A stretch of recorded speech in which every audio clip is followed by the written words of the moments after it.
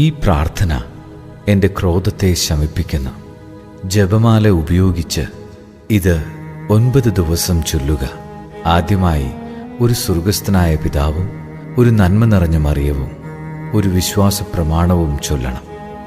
പിന്നീട് സ്വർഗപിതാവിൻ്റെ സ്ഥാനത്ത് ഇപ്രകാരം ചൊല്ലുക: നിത്യപിതാവേ, ഞങ്ങളുടെയും ലോകം മുഴുവൻ്റെയും പാപപരിഹാരത്തിനായി അങ്ങയുടെ ഏറ്റവും വത്സലസുതനും ഞങ്ങളുടെ കർത്താവുമായ ഈശോമിശിഹായുടെ തിരുശരീരവും തിരുരക്തവും ആത്മാവും ദൈവത്വവും അങ്ങേക്ക് ഞാൻ സമർപ്പിക്കുന്നു.